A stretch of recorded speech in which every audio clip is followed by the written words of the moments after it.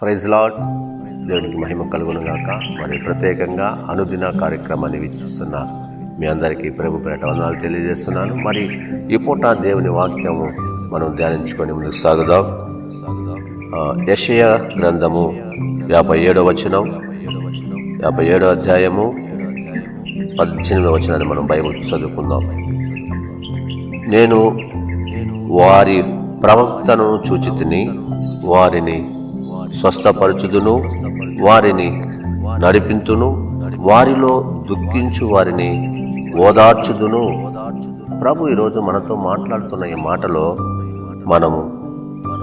దేవుడు మనల్ని చూసినప్పుడు మన ప్రవక్తను చూస్తాడు. దేవుడు నీవు నేను ఆయన చేసే ప్రతి ప్రవక్తను చూస్తున్నాడు దేవుడు.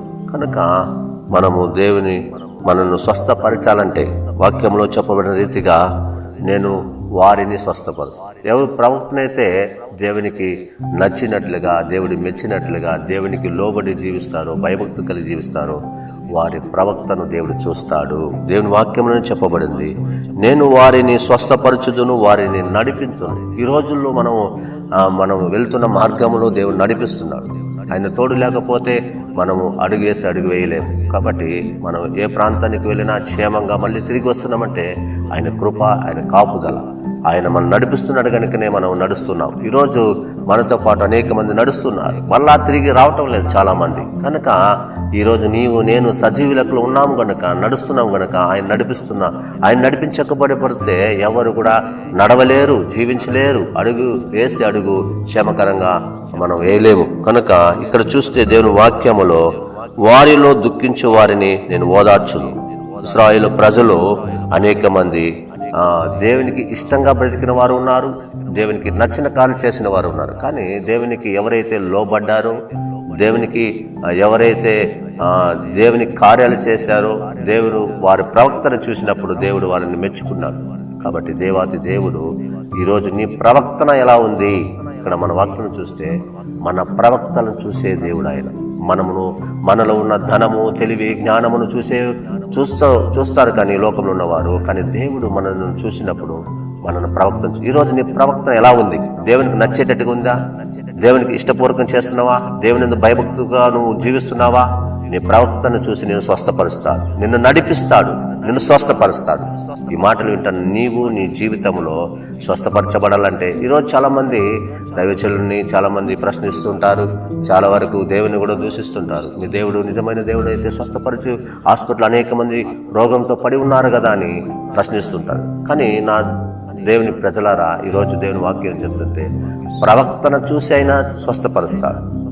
ఈరోజు వారు చూడని పాపంలోనే ఉంటే కూడా దేవుని దగ్గరికి వచ్చి విడిచిపెట్టాలి. కానీ వారు పాపంలోనే జీవిస్తూ ఉంటే వచ్చినప్పుడు పాపంలోనే జీవిస్తారు, మళ్ళా వాళ్ళు వెనుకకి పాపానికి వెళ్ళిపోతుంటారు. అలా కాకుండా వారు ప్రవక్తనను చూశారు. చాలా మంది భక్తులు వాళ్ళ ప్రవక్తను చూసి దేవుడు ఆయా సందర్భాల్లో, ఆయా స్థితులలో వారికి స్వస్థతను అనుగ్రహించాడు, ఆరోగ్యాన్ని అనుగ్రహించాడు, దేవునికి మహిమకరంగా బ్రతికాడు. కాబట్టి ఈరోజు నువ్వు దేవుని సన్నిధికి వచ్చినప్పుడు నీ ప్రవక్తను జాగ్రత్తగా చూసుకోమని దేవుని వాక్యం మనకు ప్రకటిస్తుంది. కనుక మీరంతా కూడా నీ ప్రవక్తన దేవునికి నచ్చేటట్టుగా ఉండాలి, దేవుడు సంతోషించేటట్టుగా ఉండాలి. కనుక ఈ దిన మన ప్రవక్తన దేవునికి నచ్చేటట్టుగా మనం చేయాలి. కాబట్టి అప్పుడు మన ప్రవక్తను చూసి ఆయన మనల్ని స్వస్థపరుస్తాడు. అది ఎటువంటి వ్యాధి అయినా, ఎటువంటి బాధ అయినా ఆయన ఓదారుస్తాడు, ఆయన స్వస్థపరుస్తాడు, ఆయన నడిపిస్తాడు. ఆయన నడిపించబడితే, ఆయన స్వస్థపరచబడితే ఈరోజు వైద్యులకు కూడా అందనటువంటి అనేకమైన రోగాలు ఉన్నాయి, లక్షలు వేల కొలది వ్యాధులు ఉన్నాయి, వైరస్లు వస్తున్నాయి.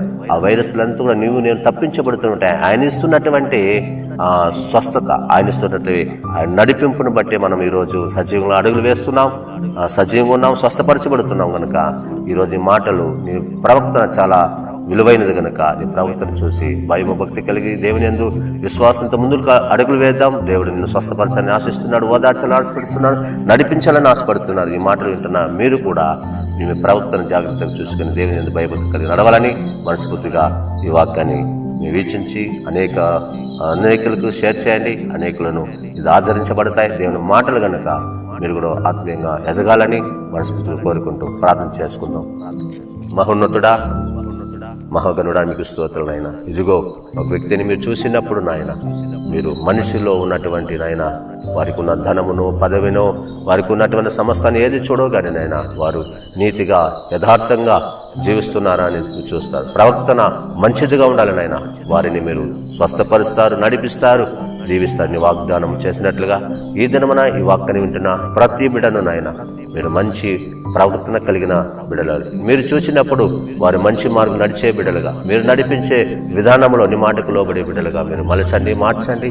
ఆ రీతిగా వారు దీవెన పొంది వారందరూ కూడా స్వస్థపరచబడి, ఈ మాటలు వింటున్న వారందరూ కూడా ఓదార్చబడి, వారందరూ కూడా మంచి మార్గం నడిపించబడినట్లు మీరు సహాయం దయచేయమని, ఈరోజు ఈ దినమున ఈ వాక్యాన్ని వినే వారి హృదయాలందరూ కార్యము జరిగించమని సహాయం దయచేయమని మా ప్రభువైన యేసుక్రీస్తు నామములో అడుగుచున్నాము తండ్రి. ఆమేన్. God bless you.